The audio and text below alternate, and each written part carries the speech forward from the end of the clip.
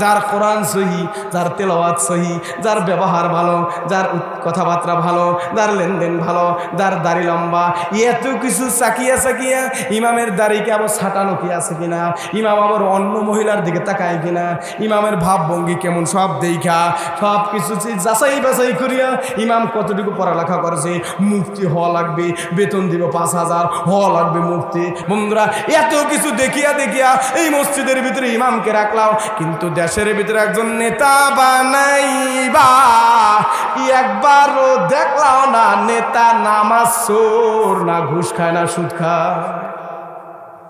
নেতারা বানাইলা অমুক ভাইয়ের চরিত্র ফুলের মতো পবিত্র, নামাজ পড়ে না, একক তো বিড়ি টানে 5 ওয়াক্ত, ঠিক না ঠিক? এত সুন্দর নেতা বানায় দিলাম, নামাজ একক তো পড়ে না, কিন্তু মসজিদের ইমাম সাহেবকে এত দেখিয়ে দেখিয়ে বাছাই করিয়া তারপরে রাখলাম মসজিদের ইমাম সাহেবকে। কিন্তু সমাজের মাতবর বানাইবা, মেম্বার বানাইবা, চেয়ারম্যান বানাইবা, এই সমাজের ভিতরে যত নেতা বানাইবা, খেতা বানাইবা, এইগুলার বানানোর সময় চিন্তা করার দরকার ছিল এই নেতা কি আমাদের খাইয়া দেয় কিনা। আমার ভাইরা বন্ধুরা, আপনাকে আমাকে এত মহাব্বত ভালোবাসা দিয়ে পাঠাইছি, ভালো লাগতেছে গজল শুনলে, ভালো লাগে, আবার একটু উচিত কথায় চলে যাই। হ্যাঁ, আমার রাগ করি না, খবরদার। আমার রাগ যদি করেন তো করলে সমস্যা নাই, উচিত কথা কইমু, যদি আমার মারেন আমার নবীর সুন্নাত জিন্দা হবে। আমার ভাইরা বন্ধুরা, আমার দোস্তরা, ইমাম সাহেব যখন নামাজের জন্য ডাকে, আপনাদেরকে ডাকে, অনেকে রাগ করে না, করে কি করে না? আমার নবী মানুষদেরকে নামাজের জন্য দাওয়াত দিচ্ছে। কিসের জন্য? ইয়া উম্মতি আসসালাত আসসালাত, নামাজ পড়ো, নামাজ ছাড়ো না। হে উম্মত, নামাজ ছাড়িস না। তুই MBBS ডাক্তার হ, সমস্যা নাই, নামাজ ছাড়িস না। যত বড় শিক্ষা ডিগ্রি অর্জন করো, নামাজ কি করিও না, ছাড়িও না। মৃত্যুর আগে আমার নবী তার স্ত্রীকে বলতেছে, ও আমার স্ত্রী, একটু জানালার কাছে দাঁড় করায় দেন, অসুস্থ হয়ে ঘরের ভিতরে পড়ে আছি, শুয়ে রয়েছে, উঠতে পারি না, শরীর ব্যথা হয়ে গেছে, স্ত্রী রে আমার একটু উঠায় দাও, জানালার ফাঁক দিয়া মসজিদে নববীর দিকে একটু তাকাইয়া দেখি। আমার নবী শরীর ব্যথা, যন্ত্রণা, অসুস্থ, উঠতে পারে না, জানালার শিক ধরে স্ত্রীর সাহায্যে যখন মসজিদে নববীর ভিতরে তাকাইয়া দেখে মসজিদের নববীর ভিতরে মসজিদের মুসল্লি বোঝায়, মসজিদের ভিতরে মুসল্লি বোঝাই, আবার দেখি আমার নবী শুয়া শুয়া গুনগুন করিয়া কান্দে, গুনগুন করিয়া কান্দে, চোখ দিয়া পানি পড়ে। আমার নবীর স্ত্রী জিজ্ঞাসা করে, ও স্বামী গো, কেন আপনার চোখ দিয়া পানি পড়ে? আপনার তো সুখের সুন্দর কথা, আপনি তো দেখিয়া আফসোস করলেন। আরে কত সুন্দর মসজিদে নববীর ভিতরে মসজিদের মুসল্লি বজায়, এত মুসল্লি তো এক সময় ছিল না, এখন মসজিদ ভর্তি মুসল্লি, দেখি আপনি কেন কান্দেন? আমার নবী বলে, স্ত্রী গো, এই জন্য কান্দি না, আমি কান্দি কি জন্য তুমি কি তা জানো না? আমি কান্দি এই জন্য, এই মসজিদে নববীর ভিতরে মুসল্লিদেরকে দাওয়াত দেওয়ার জন্য কতই না মায়ের খেয়েছি, কতই না মায়ের খেয়েছি, রক্ত ধরাইছি, শরীর থেকে রক্ত পরে পরে জুতা মোবারক আটকে গেছে, আর দাম দাম শহীদ করে বলাইছে, কত কষ্ট করেছি। হায় হায়, আজকে মসজিদে নববীর দিকে তাকাইলে পরানটা ভরিয়া যায়, এই জন্য মনের সুখে আমি কাঁদতে আছি। মনের সুখে কি করতেছি? কাঁদতে আছি। আজকে রাত্রে ওয়াজ শোনার শেষ করার পরে খিচুড়ি খাওয়ার পরে, খিচুড়ি আসেনি, আছে বোনা খিচুড়ি না পাতলা, মোটামুটি আর কি, যা খিচুড়ি সবারে খাওয়াই দিয়ে আমিও খাবো যদি আল্লাহ বাঁচায়। এই যে খিচুড়ি খাইয়া আখেরি মোনাজাত দিয়া ঘরের ভিতরে যাইয়া থাকবেন, সইয়া মুয়াজ্জিন আজান দেবে, কেউ উঠবেন না। কাদা কাদা। এই যে এখানে যত মুসল্লি দেখি, আমি মাওলানা শওকত হোসেন মাদারীপুরীকে ফোন করে বলবো, এই মুসল্লি কি মসজিদের ভিতরে মানে ফজরের নামাজে কি এতগুলো মুসল্লি ছিল কিনা? হ্যাঁ, এই জায়গার না, এই জায়গার না হোক, আমি এই জায়গার মুসল্লি যারা আছেন এরা পড়বেন, যার যার মসজিদে শেষে পড়বেন, ঠিক না বেঠিক? যদি দরকার হয় একজনের সাথে কাজে করিয়া মসজিদ আর একটা উড়ে পড়বেন, কথা হয় না? এখন তো মসজিদ উড়ানোর পাল্লা দিছে, মানে সারা জীবন খাইছে খেতে কামারে কাজ করে, টাকা পয়সা জমায়া ছেলেরে পাঠাইছে কোটায়, গো টু দ্য ইটালি। এখন মাস পর 2 লাখ পাঠায়। এখন ওই যে টাকার গরমে মসজিদে যে মুয়াজ্জিনের সাথে বেয়াদবি করে, ইমামের সাথে বেয়াদবি করে, মুয়াজ্জিনরে গালিগালাজ করে, খাদেম রে গাইল নেয়, এত ময়লা কা? কিন্তু এর আগে কিন্তু আর পা ভরাই ময়লা ছিল, ও জীবনও পাও দিয়ে ঘুমায় নাই। এখন টাকার গরমে মসজিদে ঢুইকা মানে বড় একজন সাহেব হয়ে গেছে। আছে না নাই? আপনাদের এলাকায় নাই, আমাদের এলাকায় বহুত আছে। এই সাহেবগুলারা ধরিয়া ধরিয়া সাইজ করা দরকার। এবার সাহেব মসজিদে কার সাথে বেদবি করে? ইমাম সাহেবরে চেনুনি? ইমাম রে চেনো? যার পিছে নামাজ পড়িয়া তুমি জান্নাত কামাইতেছো, যার পিছে নামাজ পড়লে তোমার জান্নাত সোজা, রাস্তা সোজা, বুঝো নাই? কারণ তোমার নামাজ ওকে ওকে ইমাম সাহেবকে এখানে রাখা হয়েছে। যার কোরআন সহি, যার তেলাওয়াত সহি, যার ব্যবহার ভালো, যার কথাবার্তা ভালো, যার লেনদেন ভালো, যার দাড়ি লম্বা, এত কিছু চাকিয়া চাকিয়া ইমামের দাড়িকে আবার ছাটানো কি আছে কিনা, ইমাম আবার অন্য মহিলার দিকে তাকায় কিনা, ইমামের ভাবভঙ্গি কেমন, সব দেখা সব কিছু যাচাই বাছাই করিয়া ইমাম কতটুকু পড়ালেখা করেছে। মুফতি হওয়া লাগবে, বেতন দিব 5,000, হওয়া লাগবে মুফতি। এখানে 5,000 বেতনে মুফতি নাই, মৌলবি লাগবে। কি লাগবে? মৌলবি দিয়ে দিবেন মসজিদে। যেই মসজিদে বেতন কম দেয় ওই মসজিদের ইমাম হবে মৌলবি, কোনো মুফতি না। ঠিক না বাড়ি বন্ধুরা? এত কিছু দেখিয়া দেখিয়া এই মসজিদের ভিতরে ইমামকে রাখলাম, কিন্তু দেশের ভিতরে একজন নেতা বানাইবা একবারও দেখলাম না। নেতা নামাজ চোর না, ঘুষ খায় না, সুদ খায়। নেতারা বানাইলাম অমুক ভাইয়ের চরিত্র ফুলের মতো পবিত্র, নামাজ পড়ে না, একক তো বিড়ি টানে 5 ওয়াক্ত। ঠিক না বাড়ি? এত সুন্দর নেতা বানায় দিলাম, নামাজ একক তো পড়ে না, কিন্তু মসজিদের ইমাম সাহেবকে এত দেখিয়ে দেখিয়ে বাছাই করিয়া তারপরে রাখলাম মসজিদের ইমাম সাহেবকে। কিন্তু সমাজের মাতবর বানাইবা, মেম্বার বানাইবা, চেয়ারম্যান বানাইবা, এই সমাজের ভিতরে যত নেতা বানাইবা, খেতা বানাইবা, এইগুলার বানানোর সময় চিন্তা করার দরকার ছিল এই নেতা কি আমাদের খাইয়া দেয় কিনা।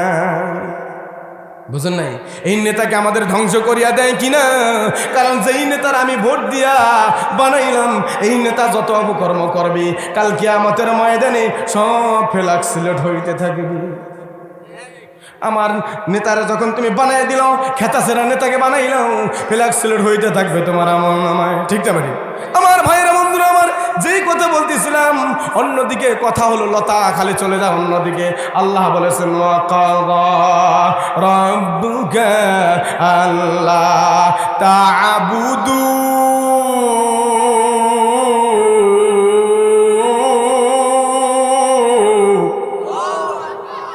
ইল্লা ইয়াহু ওয়া বিল ওয়ালিদাইনি ইহসানা।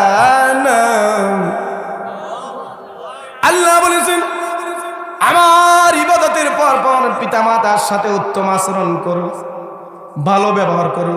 মনে পড়ে গেল আল্লাহর নবীর সাহাবী আলকামা রাদিয়াল্লাহু তাআলা কেমন মার সাথে আচরণ খারাপ করেছে, মার সাথে কেমন আচরণ খারাপ করেছে। আল্লাহর নবীর সাহাবী আলকামা সাহাবী হওয়া সত্ত্বেও কি করছে? সাহাবী হলে কিছু দুধ দোয়া যায়নি, বুঝেন নাই? উল্টাপাল্টা হইতেই পারে, অন্যায় হইতেই পারে। ঠিক না ভাই? পরে অনেক সাহাবীরা পরিবর্তন হয়ে রাসূলের হাতে হাত রেখা খাঁটি মুমিন হয়ে গেছে। ঠিক না ভাই? আমার ভাইয়েরা বন্ধুরা আমার, আল্লাহর নবীর সাহাবী আলকামা রাদিয়াল্লাহু তাআলা আনহু যখন মুমূর্ষু অবস্থায় পড়ে গিয়েছেন, অসুস্থ হয়ে গিয়েছেন, জব বন্ধ হয়ে গিয়েছে, কিতাব সাক্ষী দেয় কথা বলতে পারে না, এমতো অবস্থায় আলকামা রাদিয়াল্লাহু তাআলা আনহার স্ত্রী আল্লাহর নবীর কাছে বলে, নবী গো, আপনার সাহাবী আলকামা, আমার স্বামী আলকামা আজকে কয়েকদিন হয়ে গেল জবান বন্ধ হয়ে গেছে, কথা বলতে পারে না। কি করতে পারে না? কথা বলতে পারে না, জবান বন্ধ হয়ে গেছে। নবী গো, এখন আলকামার কি উপায় হবে? আল্লাহর নবী ডাইকা বলে, বেলাল রে এদিকে আসো।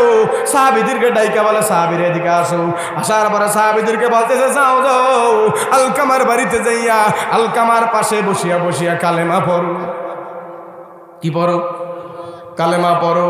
আল্লাহর নবীর সাহাবী বেলাল যায়, সাহাবীদেরকে আরো সাহাবীদেরকে নিয়ে যায়, যাইয়া ওই আলকামার পাশে বসিয়া বসিয়া বেলাল জোরে জোরে পড়ে, লা ইলাহা ইল্লাল্লাহু মুহাম্মাদুর রাসূলুল্লাহ পড়তেছে পড়তেছে, কিন্তু আলকামার জবান খোলে না।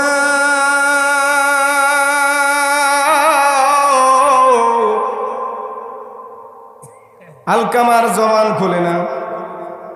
এমতো অবস্থা বন্ধুরা খেয়াল রাখেন, বেলাল সাহাবী সহ আল্লাহর নবীর দরবারে চলে আসলো। আল্লাহর নবীর দরবারে আসিয়া বলতেছে, নবী গো, আপনার আদরের সাহাবী আলকামার জবান খুলে না, জবান বন্ধ হয়ে গেছে। এত পাশে বসে বসে কালেমা পড়লাম কিন্তু কাজ হয় না, পাশে বসে বসে কালেমা পড়লাম কোনো কাজ হইল না। আল্লাহর নবী বেলালকে ডাক দেওয়ার, বেলাল রে, আলকামার কে কে জীবিত আছে? খবর নিয়ে দেখে আলকামার মা ছাড়া কেউ জীবিত নয়, বাবা আগেই মারা গেছে। আলকামার মাকে ডাকা হলো নবীর দরবারে। নবীর দরবারে ডাকার পরে নবী ডেকে বলো, আলকামার মা, তোমার আলকামার জবান বন্ধ হয়ে গেছে, কথা কেন বলতে পারে না? আলকামার মা মনে বড় ব্যথা, তারপরে বলতেছে, নবী গো, জিজ্ঞেস করলেন দয়ার নবী, মায়ের নবী গো, আলকামা অনেক ভালো ছেলে, দান খয়রাত অনেক করে, দান সৎকা, বহু দান সৎকা করে, মানুষকে টাকা পয়সা গুনে গুনে হিসাব করে করে সদকাগুলা সব দিয়ে দেয়, যাকাত দিয়ে দেয়, নামাজে একক তো ছাড়ে নাই, তাসবিহ তাহলিল অনেক পড়ছে, মানুষের সাথে ভালো ব্যবহার করছে। কিন্তু নবী গো, আমি আলকামার সাথে তারপরেও একসাথে খাই না, আলাদা খাই। আমার নবী আলকামার মাকে ডেকে বলে, আলকামার মা, কেন আলাদা খাও? আর আলকামার কেন জবান বন্ধ হয়ে গেছে? আলকামার মা ডেকে বলে, নবী গো, ও নবী, আলকামার একটাই দোষ, আলকামা খালি আমারে মারতো, আমার গায়ে হাত দিত, শরীরে এমন কোন জায়গা বাকি নাই, কোন জায়গা খালি নাই যে জায়গা আলকামার আমার গায়ে হাত দেয় নাই। পুরা শরীরের ভিতরে আলকামা মারতো, আমার থাপ্পড় মারতো, আমার লাঠি দিয়ে পিটাইতো। এই জন্য আলকামার সাথে আমি একসাথে খাই না।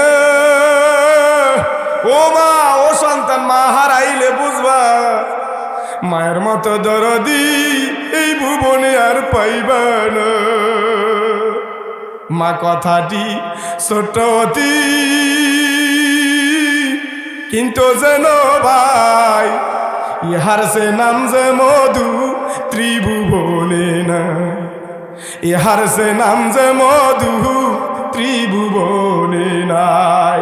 মায়ের একটান দুধের দাম কাটিয়া গায়ের চা,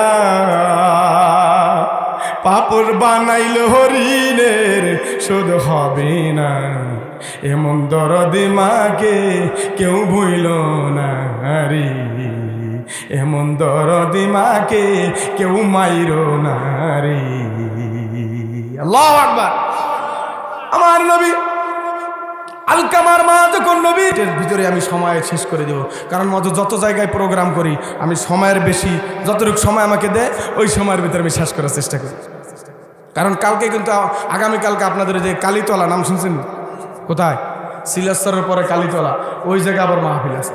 তারপরে 2 দিন পর আবার চলে যাবো আপনাদের দোয়ায় পাবনা। না জানি ওই পাবনা যায় ওর পাগলা গারদে ভর্তি করে দেন, যদি আমি আলোচনা করি। চেনেননি পাগলা গারদ কোথায়?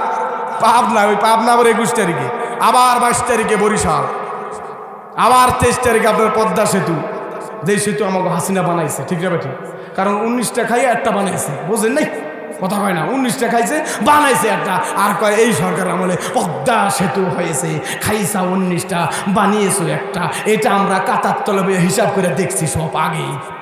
আমার ভাইরা বন্ধুরা, আমার যেটা বলতেছিলাম খেয়াল রাখেন, এদিকে তাকান, আমার দিকে লক্ষ্য করেন। আল্লাহর নবী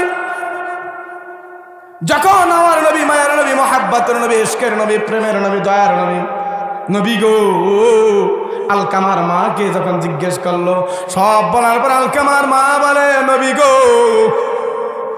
আমার আলকামা আমাকে শরীরের ভিতরে এমন কোন জায়গা বাত নাই যেখানে আলকামা আমাকে আঘাত না করেছে। নবী গো, এই জন্য আমি আলকামাকে কিভাবে ক্ষমা করব বলেন? আমার নবী বেলালকে ডাকতে বলে, বেলাল সাহাবীদের ডাকতে বলে, যা আলকামাকে ধরে নিয়ে আলকামাকে আগুনের ভিতরে প্রজ্বলিত করবে, আগুন জ্বালা, আগুনের ভিতরে জ্বালাইয়া আলকামাকে দিব শেষ করিয়া। এই কথা বলার পরে মার মন, মা গো একটা অক্ষর মা সহ্য করতে পারে না। মা ডাইকা বলে নবী গো নবী, আমার আলকামারে কিছু করিয়েন না, আমার আলকামার আমি মন থেকে মাফ করে দিছি রে। আলকামা আমাকে মারছে, আঘাত পাইছি, কিন্তু আমার চোখের সামনে আলকামাকে জ্বালাইয়া মারবে, আমি মা সহ্য করতে পারবো না, আমি আমার আলকামাকে মাফ করিয়া দিলাম। সাথে সাথে বেলালকে ডাক দেয়া বলে, বেলাল রে আবার যা যা আলকামার কাছে যা। আলকামার কাছে যাইয়া কালেমা পড়তেছে, লা ইলাহা ইল্লাল্লাহু মুহাম্মাদুর রাসূলুল্লাহ। কালেমা পড়ার সাথে সাথে আলকামার জবান থেকে কালেমা বের হয়ে যায়, লা ইলাহা ইল্লাল্লাহু মুহাম্মাদুর রাসূলুল্লাহ। বলেন তো কোন জায়গায় সমস্যা ছিল? বেয়াদবি করছে। বলেন তো কালেমা কেন বের হয় নাই? বেয়াদবি করার কারণে। ও যতই আমল করুক আর যতই দান সৎকা করুক আর যতই জিকির করুক, আজ এই যে 100 গোটার তসবিগুলো গুনতে গুনতে যদি সাদা করিয়া ও তো দাদা হইয়া বুড়া হইয়া দাদা হইয়া যায়, তারপর না আমল কবুল হবে না। কারণ মেন জায়গায় পয়েন্ট মতো তুমি সুইচ দিছা বন্ধ করিয়া, এখন যতই তুমি সুইচ টেবা ফ্যান চলবে না। মেন সুইচ বন্ধ করিয়া বাতি জ্বালাইতে লেগে সুইচ টেবো, খালি অন আর অফ, কাম হবে না। মেন সুইচ অফ, ওই পার হাউস মেন সুইচ থেকে আগে সুইচ ওকে করো, এখানে এসে তারপর টেপাটেপি করো।